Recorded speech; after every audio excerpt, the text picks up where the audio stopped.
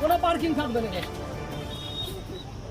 যত আছে সব পার্কিং থাকবে, সবাই পার্কিং ছিল না, পার্কিং ছিল না, এই জায়গাটা আছে বলে করেছে। পার্কিং ছিল না, এটা প্রশাসন থেকেই পার্কিংটা করা হয়েছে। তো দাবি করছে যে এখানে ওর জায়গা আছে, ওর যদি জায়গা থাকে, ওর যদি কাগজ থাকে, না না কথা বলি একটা কথা, আপনার যে এত গাড়ি পার্কিং লটে রয়েছে তার অনুমোদন কি আছে আপনার? আমি ট্রেড লাইসেন্স করেছি, ট্রেড লাইসেন্স করে না পার্কিং এর অনুমোদন কি আছে? ওই তো ট্রেড লাইসেন্স করেছি। শুনুন, আমি এটা আমার জায়গা, টেন্ডার তো আমার জায়গা, আপনি করে দিতে পারেন, টাকা তুলবে যদি হয়ে থাকে, যদি আমার শুনুন এরকম। আমি একটা কথা বলবো, সব কথা শুনবো। এখানে স্কুলে যখন মেলা বা ইয়ে হয় দোল, তখন ওইখানে আটকে দেয়, তখন আমাদের থাকে না, কম থাকে। আর বাকি সময়টা আমাদেরকে প্রশাসন নিজেই অর্ডার করে বলেছিলেন। আপনি বললেন আপনাকে একটা ছোট্ট কথা বলি, একটা পার্কিং লট করতে গেলে সেখানে স্পেশাল কিছু আছে যাদের কোনো পেপারস নেই।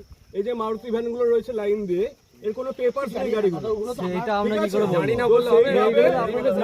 আপনি যখন জানেন না, আপনি যখন অনুমোদন আছেন বলছেন, তাহলে আইনের আওতায় কিভাবে কি করতে হবে সেটা করে নিতে হবে। সরকার এসছে, আমাকে দিতে হবে টেন্ডার।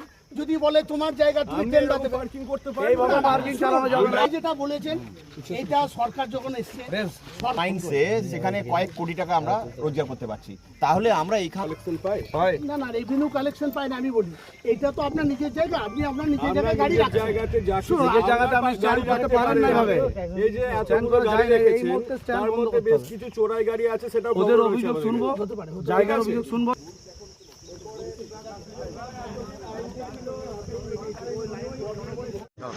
জমিটা অ্যাকচুয়ালি আমাদের বাবারা কাকারা মাপ করতে এসেছিলো, মাপ করতে দেয় নাই এরা, আমাদের জমিটা মাপ করতে দেয় নাই। সে মারধর হয়ে ঠেলাঠেলি হয়েছিল, কোনো মাটি মাপ করতে দেয় নাই। আপনাদের কতটা পরিমাণ জমি? আমাদের প্রায় কাকারা জানবে 2.5 বিঘা না 3 বিঘা আছে, আর আমাদের টোটাল আছে 6 বিঘে টোটাল এখানে। হ্যাঁ, এইখানের মধ্যে আছে আরও সব আছে, ওই দুর্গাতলা এই দিকটা সব আছে, 6 বিঘা আছে। হ্যাঁ, দখল করা আছে, এই যারা পার্কিং করছে নয় দশ, হ্যাঁ 9-10,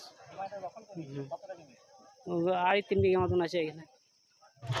দেখো, এই পার্কিংটা আমার নিজস্ব জমি, ঠিক আছে, আমার নিজস্ব জমি।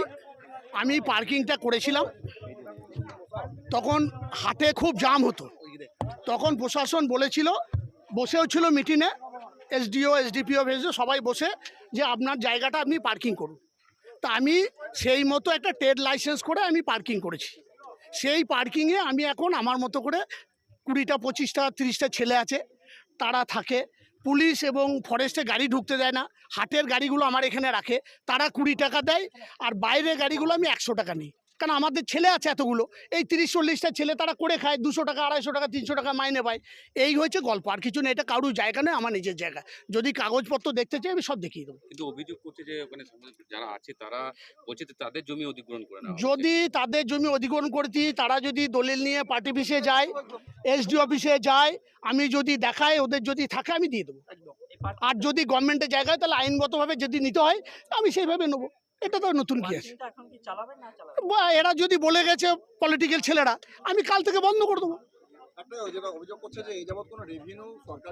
দেখুন, এটা আমার নিজের জায়গা, তো আমি নিজের জায়গা ভাড়া কাটাচ্ছি, আমি ট্রেড লাইসেন্স করেছি। আমার ট্রেড লাইসেন্সে যেটুকু গভর্নমেন্টকে দিয়েছি, আর বাকি ছেলেরা করে খায়, এইটুকুই। আবার কি পার্কিং এর জন্য যেটা অভিযোগ, যে ওখানে কোনো গাড়ি পুলিশকে দিয়ে দাঁড় করানো হতো না, যাতে এইখানে না না না, আমরা করি না। রাস্তায় আমরা কোনো গাড়ি দাঁড় করাই না। পুলিশ এবং ফরেস্ট বলেছিল গাড়িগুলো যাতে ভেতরে না ঢুকে, আপনি এই গাড়িগুলো যাতে না ঢুকে যায় সেটা দেখেন। আর আমরা কাল থেকে বলে দিলাম, আপনারা দেখে নেবেন যে আমরা ওইদিকে কেউ নাই, কারণ আমি আমার জায়গা থাকবে বন্ধ।